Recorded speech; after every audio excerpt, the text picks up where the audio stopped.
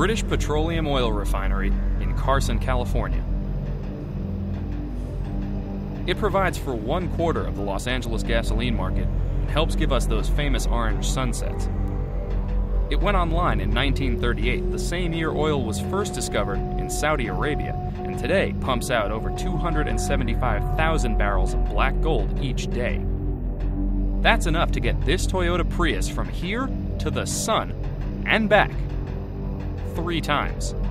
So we figured the Prius would be the perfect car to take on a little road trip because, frankly, we can't afford the gas to do it with anything else.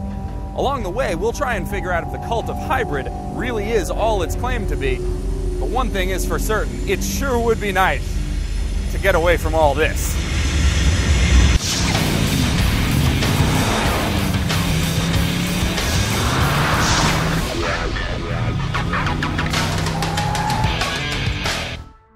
Our journey will take us from the petrochemical hub of Carson, up Highway 1, to the California state parks of Big Sur.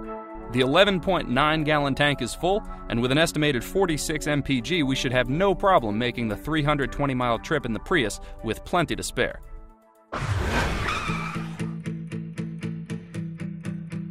Now, the Prius isn't just a hybrid, it's the hybrid, and it works by using a 1.5-liter 4-cylinder engine that puts out 76 horses and a pretty measly 82 pound-feet of torque.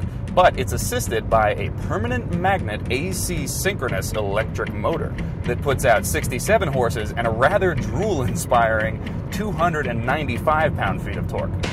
But don't get too excited, the Prius is optimized for efficiency and not performance, so it won't be winning any stoplight drag races. But it does hold the crown for the most fuel-efficient car on the American market today.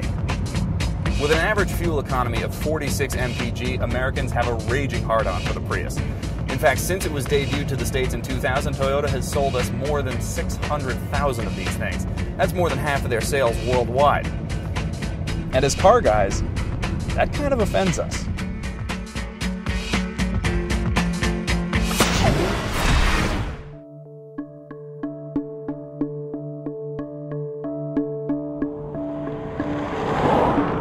The June 2008 issue of Wired magazine featured a study claiming that it costs so much energy to produce the nickel for the batteries in a hybrid car that before it even drives off the lot, it's like the Prius has gone 45,000 miles.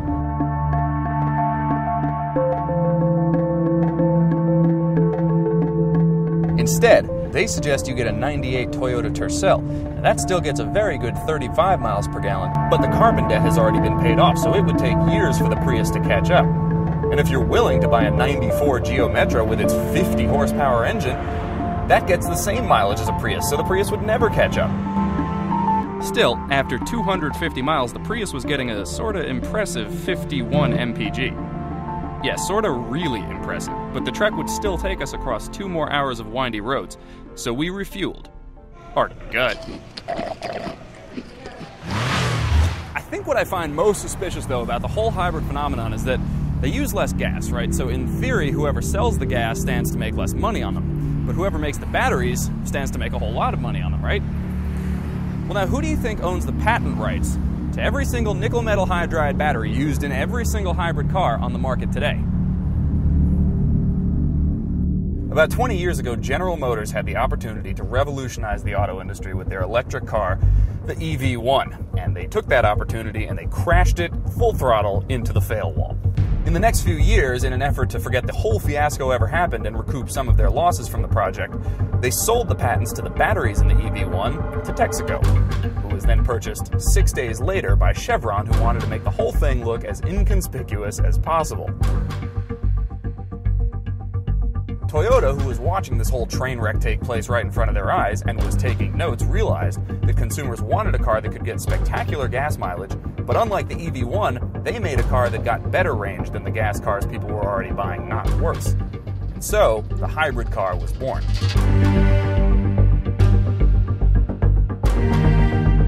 Toyota also knew that for their new technology to take hold in the marketplace, it not only had to be better, but it had to be affordable as well. Now, the hybrid drive itself ain't cheap, so the rest of the car had to be. The interior is roomy, but not especially comfortable. There are buttons that don't do anything, small windows in strange places, a screen with lots of blinking lights that tell you almost nothing useful but sure do distract, and a gear knob featuring the letter B. So if you thought the Prius's innovative technology might extend beyond the hybrid drive, think again. It's not less than you'd tolerate: stereo, AC, power windows, wheel-mounted controls, lots of storage. But there's nothing to get excited about. And the looks? Well, if you're nice, you could say the styling is an acceptable compromise for the aerodynamics, but a Maserati is aerodynamic too, so why didn't they make it look like that instead of a Pontiac Aztek? Now maybe you're thinking the ride more than makes up for these deficiencies. No. The steering is completely without feel, and if you do manage to get yourself excited, your hands will get sweaty and they'll slip right off the plastic steering wheel. The 0 to 60 is estimated at 10.5 seconds, which is slower than a Chevy Suburban and the Dodge Sprinter, our camera van. Stepping on the gas at just about any speed produces a lot of noise, but very little result. And when I say noise, that is not to be confused with an exhaust note. But somehow, you'll soon get the incontrollable urge to maximize that MPG readout. It's not much fun, but just try not to get hooked on it. After a little while, the Prius trains you to drive more efficiently, and these days, that could come in pretty handy no matter what you drive.